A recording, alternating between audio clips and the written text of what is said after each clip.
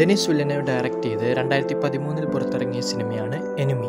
ഈ സിനിമ ഒരു മാസ്റ്റർ പീസാണ്. എന്നിട്ടും ഈ സിനിമ പലർക്കും ഇഷ്ടപ്പെട്ടിട്ടില്ല.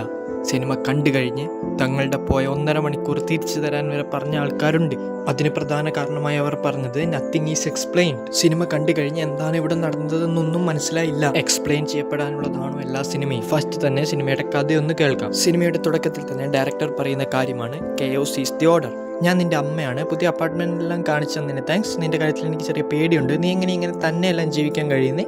ഈ ഒരു വോയിസ് നോട്ടിലാണ് സിനിമ ആരംഭിക്കുന്നത്. സിനിമയിലെ ഹീറോയും വേറൊരാളും കൂടെ നടന്ന് ഹീറോയുടെ കയ്യിലുള്ള ഒരു കീ എടുത്ത് ഒരു ഡോർ ഓപ്പൺ ആക്കുന്നു. ഇതൊരു സെക്സ് ക്ലബ്ബാണ്. അവിടെ ഉണ്ടായിരുന്ന ഒരു പെൺകുട്ടി ഒരു പ്ലേറ്റ് തുറന്ന് അതിൻ്റെ അകത്തുനിന്നൊരു സ്പൈഡറിനെ എടുത്തിട്ട് അവിടെ തന്നെ ഹീൽസ് യൂസ് ചെയ്ത് അതിനെ ചവിട്ടുന്നു. നെക്സ്റ്റ് ഷോട്ട് ഹീറോനെ കാണിക്കുന്നു. ഹീറോ കോളേജിലോട്ട് നടന്നു വരുന്നു. പുള്ളി ഒരു ഹിസ്റ്ററി പ്രൊഫസറാണ്. ഗേൾഫ്രണ്ടായ മേരിയുടെ കൂടെയാണ് അവനിപ്പം ജീവിക്കുന്നത്. ഇവൻ്റെ ലൈഫാണെങ്കിൽ ഒരു ലൂപ്പ് പോലെയാണ്. കോളേജിൽ പോകുന്നു, വീട്ടിലോട്ട് വരുന്നു, ഗേൾഫ്രണ്ട് കൂടെ ഇരിക്കുന്നു, കോളേജിൽ പോകുന്നു, വീട്ടിലോട്ട് വരുന്നു. ഈ രീതിയിൽ ഇങ്ങനെ റിപ്പീറ്റ് ആയിക്കൊണ്ടിരിക്കുകയാണ്. ഇയാളുടെ പേര് ആഡം എന്നാണ്. ആഡത്തിൻ്റെ ഒരു ഫ്രണ്ട് പുള്ളി സിനിമയെല്ലാം കാണുമെന്ന് ചോദിച്ച് പുള്ളിക്ക് ഒരു സിനിമ സജസ്റ്റ് ചെയ്യുന്നു. അവരതിൽ നിന്ന് സിനിമ കാണുന്നു, എന്നിട്ട് കിടക്കുന്നു. പക്ഷെ അവൻ ഉറങ്ങാൻ പറ്റുന്നില്ല. സിനിമയിലെ കുറച്ച് ക്ലിപ്സ് അവൻ്റെ മനസ്സിലോട്ട് വന്നുകൊണ്ടിരിക്കുന്നു. എന്താണിതെന്ന് ആലോചിച്ച് ആദം വീണ്ടും സിനിമ എടുത്ത് നോക്കുമ്പോൾ അവനെ പോലെ തന്നെ ഇരിക്കുന്ന വേറൊരു വ്യക്തി സിനിമയിൽ അഭിനയിച്ചിട്ടുള്ളതായിട്ട് അവൻ കാണുന്നു. ഓക്കെ, ആദവിനെ കുറിച്ച് കൂടുതൽ കാര്യങ്ങൾ അന്വേഷിക്കുമ്പോൾ വലിയ ആക്ടറൊന്നുമല്ല, ചെറിയ സിനിമകളിൽ സൈഡ് റോളിൽ അഭിനയിച്ചിട്ടുണ്ട് എന്ന് മനസ്സിലാവുന്നു. ആദം അവിടെ ഇരുന്ന് തൻ്റെ കയറിപ്പോയ പകുതിയുള്ള ഒരു ഫോട്ടോ എടുത്തിട്ട് ഈ ആക്ടറിൻ്റെ മുഖത്തോട്ട് ചേർത്ത് വെച്ച് നോക്കുമ്പോൾ രണ്ടുപേരും കാണാൻ എല്ലാ രീതിയിലും ഒരുപോലെ തന്നെ ഉണ്ട്. ആദ്യം കഷ്ടപ്പെട്ട് അവിടെയുള്ള ഒരു ഏജൻസിയുടെ നമ്പർ എല്ലാം ഒപ്പിച്ചിട്ട്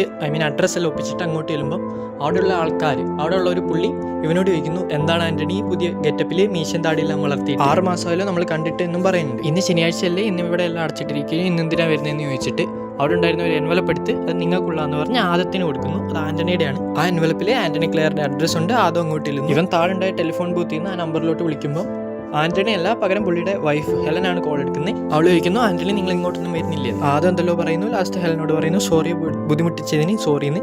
അന്നേരം അവൾ പെട്ടെന്ന് ഷോക്കായിട്ട് നിങ്ങൾ എന്നെ പറയുന്നത്, നിങ്ങൾ ആരാണെന്ന് ചോദിക്കുമ്പോൾ ആദ്യം പെട്ടെന്ന് പാനിക്കായിട്ട് ഫോൺ കട്ട്. ആദ്യം വീട്ടിൽ ചെന്ന് വീണ്ടും ആ നമ്പറിലോട്ട് കോൾ ചെയ്യുന്നു. അന്നേരം ആൻ്റണി എടുത്തിട്ട് പെട്ടെന്ന് തന്നെ ഫോൺ കട്ട് ചെയ്യുന്നു. എന്നിട്ട് വീണ്ടും വിളിക്കുന്നു. ബുദ്ധിമുട്ടിച്ചതിന് സോറി, നമ്മളെ കാണാൻ ഒരേപോലെ ഇല്ലേ, നമ്മുടെ സൗണ്ട് എല്ലാം കാണാൻ ഒരേപോലെ ഇല്ലേ എന്ന് ആദ്യം പറയുന്നു. ആൻ്റണി മേലെ ഇങ്ങോട്ട് വിളിക്കല്ലെന്ന് പറഞ്ഞ് ഫോൺ കട്ടാക്കുന്നു. ആൻ്റണി വൈഫ് ഹെലനോട് രാവിലെ വിളിച്ചത് തന്നെ വീണ്ടും വിളിച്ചെന്ന് പറയുമ്പോൾ അവളത് വിശ്വസിക്കുന്നില്ല. നിങ്ങൾ വീണ്ടും പണ്ടത്തെ അവളെ കാണുന്നില്ലേ എന്ന് ഇവൾ ചോദിക്കുന്നു. ഇത് കേട്ടിട്ട് ദേഷ്യം വന്നിട്ട് ആൻ്റണി ഇറങ്ങിപ്പോകുന്നു. ആൻ്റണി ഗൂഗിൾ ചെയ്ത് ആദം ബെല്ലിനെ കുറിച്ചെല്ലാം മനസ്സിലാക്കിയിട്ട് അവൻ പറഞ്ഞെല്ലാം സത്യമൊന്നും മനസ്സിലായിട്ട് ഒരു പേപ്പറിനകത്ത് ആദം ബെല്ലെന്ന് എഴുതിയിട്ട് അവൻ ഡ്രസ്സിനകത്തിട്ട് ഹെലനും ആ ഡ്രസ്സ് എടുത്ത് നോക്കുമ്പോൾ അതിൻ്റെ അകത്തിട്ടിരുന്ന ആ പേര് കണ്ടിട്ട് സെർച്ച് നോക്കിയിട്ട് കാര്യങ്ങളെല്ലാം മനസ്സിലാക്കുന്നു. ആദ്യം രാവിലെ കോളേജിലോട്ട് വരുമ്പോൾ പെട്ടെന്ന് അവൻ്റെ ഫോൺ റിങ് ചെയ്യുന്നു. എടുത്ത് നോക്കുമ്പോൾ ആൻ്റണിയാണ്. നമുക്ക് ഈ സൺഡേ ഒന്ന് മീറ്റ് ചെയ്യണമെന്ന് അവൻ പറയുന്നു. എന്നിട്ട് ഓക്കെ, അതൊന്നും പ്രശ്നമില്ലെന്ന് പറഞ്ഞ് ആദ്യം പുറത്തോട്ട് വരുമ്പം പുറത്ത് ഹെലൻ ഇരിപ്പുണ്ട്. ആദ്യത്തിന് ആളെ മനസ്സിലായില്ല. എന്നിട്ട് അവൻ അവളുമായിട്ട് സംസാരിക്കുന്നു. അവൾ കുറച്ച് പ്രഗ്നൻ്റ് ആണ്.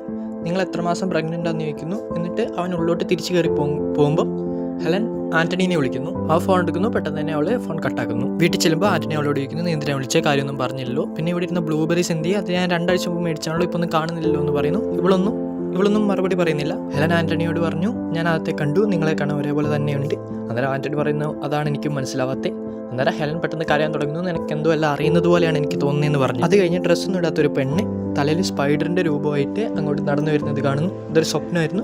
അത് ആദ്യത്തിൻ്റെ ആണോ ആൻ്റണിയുടെ സ്വപ്നമാണോ എന്ന് വ്യക്തമാക്കുന്നില്ല. സൺഡേ ആവുന്നു. അവർ രണ്ടുപേരും മീറ്റ് ചെയ്യുന്നു. ആദ്യം പറയുന്നു, ഞാൻ പറഞ്ഞില്ലേ നമ്മളെ രണ്ടുപേരെയും കാണാൻ ഒരേപോലെ ഉണ്ടെന്ന്. ആൻ്റണി പറയുന്നു, നിന്റെ കൈ ഒന്ന് കാണിച്ച്. ആദ്യം എന്താണെന്ന് മനസ്സിലാവുന്നില്ല. കൈ കാണിക്കുന്നു. ശേഷം ആൻ്റണി ചോദിക്കുന്നു, നമ്മൾ ബ്രദേഴ്സ് വല്ലതും. ആദ്യം അങ്ങനെ വരാൻ വഴിയൊന്നും ഇല്ലെന്ന് പറയുന്നു. ആൻ്റണി അവൻ്റെ ഷർട്ട് പൊക്കിയിട്ട് അവൻ്റെ വയറ്റിലൊരു മുറിവുണ്ട്, അതുപോലെ ഒരു മുറിവ് നിന്റെ മേത്തുണ്ടോ എന്ന് ചോദിക്കുന്നു. അന്നേരം ആദ്യം ഞാൻ ഇങ്ങോട്ടേ വരാനേ പാടില്ലായിരുന്നു എന്ന് പറഞ്ഞിട്ട് അതിന് കിട്ടിയ ആൻ്റണിയുടെ എൻവലപ്പ് ആൻ്റണിക്ക് തന്നെ തിരിച്ചു കൊടുത്തിട്ട് അവൻ പോകുന്നു. അതിനുശേഷം നെക്സ്റ്റ് ഷോട്ടിൽ ആദ്യത്തെ അവരെ ഫോളോ ചെയ്യുന്നത് പോലെ നമുക്ക് തോന്നുന്നു. അത് കഴിഞ്ഞ് ആദവും അവൻ്റെ ഗേൾഫ്രണ്ട് മേരിയും കൂടെ ഇങ്ങനെ നടന്നു പോവുകയാണ്. ആൻ്റണി ആണെങ്കിൽ ഇവളെ ഫുള്ളായിട്ട് ഫോളോ ചെയ്യുകയാണ്. ആദം അവൻ്റെ അമ്മേനെ കാണാൻ പോകുന്നു. അവൻ്റെ അമ്മ പറയുന്നു, അങ്ങനെ വരെ യാതൊരുവിധ വഴിയില്ല, എനിക്ക് നീ മാത്രമേ മോനായിട്ടുള്ളൂ, പിന്നെ നിന്റെ ആക്ടർ ആവാനുള്ള ആഗ്രഹമില്ല, അതെല്ലാം വിട്ടേരെ എന്ന് പറയുന്നു. ആദത്തിനോടാണ് പറയുന്നത്. പിന്നെ അവന് ബ്ലൂബെറി സെർവ് ചെയ്യുമ്പോൾ അവന് ബ്ലൂബെറി ഒട്ടും ഇഷ്ടമില്ല. അത് എനിക്ക് ഇഷ്ടമില്ലെന്ന് പറയുമ്പോൾ അവൻ്റെ അമ്മ നിന്റെ ഹെൽത്തിന് വേണ്ടിയാണ് നീ കഴിക്കുമെന്ന് പറയും. ആദം ആൻ്റണി രണ്ടുപേരും അവരവരുടെ വീട്ടിലെ ബാത്റൂമിലാണ്. ആദം അവൻ്റെ ഡ്രസ്സ് പൊക്കി അവൻ്റെ അവിടെയുള്ളൊരു മുറിവ് നോക്കുന്നു. ആൻ്റണി ആണെങ്കിൽ ആദത്തിനോട് സംസാരിക്കേണ്ട കാര്യം റിഹേഴ്സ് ചെയ്യാണ്. നീയാണ് എൻ്റെ വൈഫിനെ യൂസ് ചെയ്തത്, നീ കാരണമാണോ എൻ്റെ വൈഫ് പ്രഗ്നൻ്റ് ആയെന്നെല്ലാം റിഹേഴ്സ് ചെയ്ത് നോക്കുന്നു. ആദത്തിനോട് പറയും. ആൻ്റണി ഇതേ കാര്യം ആദത്തിനോട് പറയുമ്പോൾ നിനക്ക് പ്രാന്താടാ എന്ന് ആദവിനോട് പറയുന്നു. ആൻ്റണി പെട്ടെന്ന് ചൂടായിട്ട്, അതാണ് എനിക്ക് പ്രാന്താണ്, നീ എൻ്റെ വൈഫിനെ യൂസ് ചെയ്തു, നിൻ്റെ ഗേൾഫ്രണ്ടിനെ ഞാൻ ഒരു ദിവസം നോക്കട്ടെ, നിൻ്റെ ഡ്രസ്സും കീയും എല്ലാം എനിക്കിതാ, നമുക്ക് ഐഡൻറ്റിറ്റി അങ്ങോട്ടും ഇങ്ങോട്ട് സ്വാപ്പ് ചെയ്യാന്ന് പറയുന്നു. ഒരു ദിവസത്തിന് മാത്രം, അത് കഴിഞ്ഞ് നമ്മൾ തമ്മിൽ ഒരു ബന്ധമില്ലെന്നും പറയുന്നു. ആൻ്റണി ആദ്യത്തിൻ്റെ ഡ്രസ്സെല്ലാം ഇട്ട് പിന്നെ അവൻ്റെ കയ്യിലിരുന്ന ഒരു വെഡ്ഡിങ് റിംഗ് ഇല്ലേ അതെടുത്ത് അവൻ്റെ പോക്കറ്റിലെല്ലാം ഇട്ട് പോകുന്നു. അതും ഇത് തന്നെ ചെയ്യുന്നു. അതും നല്ല കൺഫ്യൂസ്ഡ് ആണ്. അവൻ എങ്ങനെയൊക്കെ അവിടെ ഉണ്ടായിരുന്ന ഒരു ആളുടെ സഹായത്തോടെ അപ്പാർട്ട്മെൻറ്റിലോട്ട് കയറുമ്പോൾ അയാൾ അന്ന് പോയ സെക്സ് ക്ലബ്ബ് നല്ല നൈസായിട്ടുണ്ടായിരുന്നു. ഇനി ഒന്നുകൂടെ കയറാൻ പറ്റുമോ, അവരിപ്പം എല്ലാവരും ഒന്ന് കയറ്റി വിടുന്നില്ല എന്നാണ് പറയുന്നതെന്ന് പറയുന്നു. അന്നേരം ഫസ്റ്റ് സീനിൽ കണ്ടത് ആൻ്റണിയാണ്. അതുമാണെങ്കിൽ ആ വീണ്ടുള്ളിൽ ചെന്നിട്ട് ആൻ്റണിനെ പോലെ എല്ലാം ഡ്രസ്സ് ചെയ്യുന്നു. എന്നിട്ട് അവൻ ആ വീട് ഫുള്ള് നോക്കുമ്പോൾ അവിടെ ഒരു ഫോട്ടോ കാണുന്നു. അതായത് ആൻ്റണി ഹെലനും കൂടെ നിൽക്കുന്ന ഫോട്ടോ. അതായത് ഇതേ ഫോട്ടോ ആണ് സിനിമയുടെ സ്റ്റാർട്ടിങ്ങിൽ നമ്മൾ കണ്ടിട്ടുണ്ടായി. ആദ്യം ഹെലനോട് നിനക്ക് എന്തെങ്കിലും ഹെൽപ്പ് ചെയ്യണമെന്ന് ചോദിക്കുമ്പം അവൾ പറയുന്നു വേണ്ട, നീ എൻ്റെ അടുത്തൊന്ന് കിടന്നാൽ മതിയെന്ന്. എന്നിട്ട് ചോദിക്കുന്നു ഇന്നത്തെ കോളേജെല്ലാം എങ്ങനെ ഉണ്ടായിരുന്നു. അവനത് കേട്ടിട്ട് ഒന്നും മനസ്സിലാവുന്നില്ല. ഹെലൻ പെട്ടെന്ന് വെറുതെ വെച്ചാന്ന് പറഞ്ഞിട്ട് ആദ്യത്തിൻ്റെ കൈ കിടന്നുറങ്ങുന്നു. ആൻ്റണീനെ കാണിക്കുകയാണ്. ആൻ്റണിയും മേരിയും കൂടി ഒരു ഹോട്ടലിൽ ചെന്ന് റൂം എടുത്തിട്ട് രണ്ടുപേരും സെക്സ് ചെയ്യുന്നു. പെട്ടെന്ന് മേരി ആൻ്റണിയുടെ കയ്യിൽ ഒരു വെഡ്ഡിങ് റിംഗ് കാണുന്നു. അത് നിങ്ങളുടെ കയ്യിൽ നേരത്തെ ഉണ്ടായില്ലല്ലോ, നിങ്ങളാരാന്ന് ചോദിച്ചിട്ട് ഇവള് പെട്ടെന്ന് പുറത്തോട്ട് ഇറങ്ങുന്നു. കരഞ്ഞിട്ട് പുറത്തോട്ട് ഇറങ്ങി പോകുന്നു. ആദം അവിടെ ഒരു സോഫയിലിരുന്ന് ഒരേ കരച്ചിൽ. ഹെലൻ ചെന്ന് തന്നെ പറ്റിയെന്ന് ചോദിക്കുമ്പോൾ ആദം പറയുന്നു നീ എന്നോട് ക്ഷമിക്കുമെന്ന്. അന്നേരം ഹെലൻ പറയുന്നു നീ എൻ്റെ കൂടെ ഇരുന്നാൽ മാത്രം മതിയെന്ന്. ആൻ്റണിയും മേരിയും കൂടെ റോഡിൽ ഒരു വണ്ടി എടുത്ത് പോയിക്കൊണ്ടിരിക്കുകയാണ്. ഈ ആൻ്റണി ആണെങ്കിൽ മേരിയോട് ചോദിക്കുന്നു നിനക്കെന്നെ എൻ്റെ കൂടെ കിടന്നാൽ. പെട്ടെന്നൊരു ആക്സിഡൻറ്റ് ഉണ്ടാവുന്നു.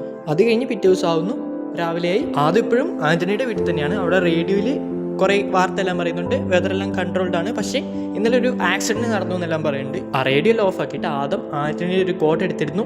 അതിൻ്റെ പോക്കറ്റിലൊരു എൻവലപ്പ് ഉണ്ട്. അത് ഫിലിമിൻ്റെ സ്റ്റാർട്ടിംഗ് പോയിന്റ് കാണിച്ച അതേ സാധനമായിരിക്കണം. അവനത് തുറക്കുന്നു. അത് തുറന്നിട്ട് അതിൻ്റെ തന്നെ ഒരു കീ എടുക്കുന്നു. ഇത് മിക്കവാറും ആ സെക്സ് ക്ലബിൻ്റെ കീ ആയിരിക്കണം. ആദ്യം ഹെലനോട് ചോദിക്കുന്നു വൈകുന്നേരം നമുക്ക് പ്ലാനൊന്നും ഇല്ലോ, എനിക്കൊന്ന് പുറത്ത് പോകണമായിരുന്നു എന്ന്. ഹെലനാണ് റിപ്ലൈ ഒന്നും തരുന്നില്ല. അത് എന്നിട്ട് അവളുടെ റൂമിൽ ചെന്ന് നോക്കുമ്പോൾ ഒരു വലിയൊരു സ്പൈഡർ ഇങ്ങനെ പുറകോട്ട് പേടിച്ച് മാറുന്നു. ഇത് കണ്ടിട്ട് ആദ്യം പെട്ടെന്ന് ഇങ്ങനെ ശ്വാസം വിടുന്നു. ഇതോടെ സിനിമയുടെ ടൈറ്റിലിട്ട് സിനിമ തീരും. ഓക്കെ, ഇത്രയേ ഉള്ളൂ സിനിമ. ഈ സിനിമ കാണുമ്പോൾ നിങ്ങൾക്കൊന്നും തന്നെ മനസ്സിലായിട്ടുണ്ടാവില്ല. ഈ സിനിമ ഞാൻ ആദ്യമായിട്ട് കണ്ടപ്പോഴും എന്താണ് ഇവർ ഉദ്ദേശിക്കുന്നതെന്ന് യാതൊരുവിധ ഐഡിയ എനിക്കുണ്ടായില്ല. ഇത്തരത്തിലുള്ള സിനിമകൾ നിങ്ങൾക്ക് ഒറ്റ പ്രാവശ്യം കണ്ടാൽ മനസ്സിലാവണമെന്നില്ല. ഇനി മനസ്സിലായിട്ടുണ്ടെങ്കിൽ തന്നെ നിങ്ങൾ അത്ര വലിയ ജീനിയസ് ആയിരിക്കും. ഈ എക്സ്പ്ലനേഷൻ വീഡിയോയിൽ നിങ്ങളെ സ്പോയിൽ ചെയ്യാൻ പറ്റിയെന്ന് ഞാൻ വിചാരിക്കുന്നില്ല. നിങ്ങൾ ഒന്നുകൂടെ ചെന്ന് സിനിമ കാണും. സിനിമയിൽ എനിക്ക് മനസ്സിലായ കാര്യങ്ങൾ ഞാൻ ഈ വീഡിയോയിൽ പറയുന്നത്. സിനിമയുടെ സ്റ്റാർട്ടിങ്ങിൽ പറയുന്നത് പോലെ സിനിമയിൽ കാണിക്കുന്ന ഇവന്റ്സ് ഒന്നും ലീനിയർ ആയിട്ടല്ല കാണിക്കുന്നത്. ഓക്കെ, കഥ ഫുള്ള് ഓൾറെഡി പറഞ്ഞുതരാം. ആൻ്റണി എന്ന് പറഞ്ഞൊരു വ്യക്തിയുണ്ട്. പുള്ളിക്കാരൻ ഒരു ആക്ടറാണ്. ചെറിയ സിനിമകളിലെല്ലാം ചെറിയ റോളിലെല്ലാം അഭിനയിച്ചിട്ടുണ്ട്. അവൻ്റെ വൈഫാണ് ഹെലൻ. അവന് വേറൊരു പെണ്ണുമായിട്ട് അവിഹിതമുണ്ട്. അത് ഹെലൻ അറിയുന്നു. അവർ രണ്ടുപേരും പിരിയുന്നു. അങ്ങനെ ഇരിക്കെ ആൻ്റണിക്ക് ഒരു ഗേൾ ഫ്രണ്ട് ഉണ്ട്. അതാണ് മേരി. അവർ രണ്ടുപേരും സെക്സ് ചെയ്തുകൊണ്ടിരിക്കുമ്പോൾ മേരി അവൻ്റെ കയ്യിലുള്ള റിങ് കാണുന്നു, വെഡ്ഡിങ് റിങ് കാണുന്നു. ഇവൻ കല്യാണം കഴിച്ചിട്ടുണ്ടെന്ന കാര്യം മേരി ആദ്യമായിട്ട് ഇപ്പോഴാണ് അറിയുന്നത്. അങ്ങനെ അവർ രണ്ടുപേരും അടിയാവുന്നു. അവർ രണ്ടുപേരും കാറിൽ പൊയ്ക്കൊണ്ടിരിക്കുന്നു. അന്നേരം ആക്സിഡൻറ്റ് ഉണ്ടാവുന്നു. അത് സിനിമയിൽ കാണിച്ച പോലെ തന്നെ വലിയൊരു ആക്സിഡന്റ് ഒന്നുമല്ല, ചെറിയ രീതിയിൽ ഒരു ആക്സിഡന്റ് ഉണ്ടായി. ഈ ആക്സിഡന്റ് ഉണ്ടായ മാർക്കാണ് ചെസ്റ്റിലുള്ളത്. ഇപ്പം ആൻ്റണി ഒറ്റയ്ക്കാണ് താമസിക്കുന്നത്. അങ്ങനെ ഇരിക്കെ അവന് ഡബിൾ പേഴ്സണാലിറ്റി ഡിസോർഡർ ഉണ്ടായി. അങ്ങനെ ഉണ്ടായ മൾട്ടിപ്പിൾ പേഴ്സണാലിറ്റിയിൽ ഒരാളാണ് ആദം. പുള്ളി ഒരു ഹിസ്റ്ററി പ്രൊഫസറായിട്ട് ജോലിയാണ്. ഇവൻ്റെ കൂടെ ഉണ്ടായിരുന്ന ഒരു ഗേൾ ഫ്രണ്ട് ഇല്ല, അത് ഇവൻ്റെ ഇമാജിനേഷൻ മാത്രമാണ്. അവൻ്റെ ലൈഫ് ഇങ്ങനെ ഒരു വ്യത്യാസം ഇല്ലാണ്ട് ഇങ്ങനെ ലൂപ്പ് പോലെ പൊയ്ക്കൊണ്ടിരിക്കുമ്പോൾ അവൻ്റെ കൂടെ ഉണ്ടായിരുന്ന ഒരാൾ അവനൊരു സിനിമ സജസ്റ്റ് ചെയ്യുന്നു. ആ സിനിമയിലൂടെ അവൻ വീണ്ടും അറിയുന്നത് അവൻ്റെ പഴയ ജീവിതത്തെ പറ്റിയാണ്. പക്ഷെ ആദ്യത്തെ സംബന്ധിച്ച് ആൻ്റണി അതുമായിട്ട് യാതൊരുവിധ ബന്ധവുമില്ല. രണ്ടുപേരും വ്യത്യസ്തമായ രണ്ട് ആൾക്കാരാണ്. ഓക്കെ, ഇപ്പോഴും അവൻ്റെ ഉള്ളിൽ മറ്റൊരു പേഴ്സണാലിറ്റി ആയിട്ട് ആൻ്റണി ഉണ്ട്. അങ്ങനെ ഇരിക്കെ ഹെലൻ പ്രഗ്നൻ്റ് ആണെന്ന് മനസ്സിലാക്കിയിട്ട് ആൻ്റണി ആ ഹെലൻ്റെ അടുത്തോട്ട് ചെന്ന് സോറി എല്ലാം പറഞ്ഞ് ഹെലനുമായിട്ട് വീണ്ടും ജീവിക്കുകയാണ്. ആൻ്റണി ഇപ്പോൾ ആക്ടിങ് ഒന്നും ചെയ്യുന്നില്ല. അതുകൊണ്ടാണ് 6 മാസമായിട്ട് നിന്നെ കണ്ടിട്ടില്ലല്ലോ എന്ന് അവിടെ ഉണ്ടായിരുന്ന അവൻ ഫസ്റ്റ് ഒരാളെ കാണാൻ പോയില്ലേ അയാൾ പറയുന്നു. ഹെലൻ ആദ്യത്തെ കാണാൻ വേണ്ടി അവൻ വർക്ക് ചെയ്യുന്ന ഒരു കോളേജിലോട്ട് പോകുമല്ലോ.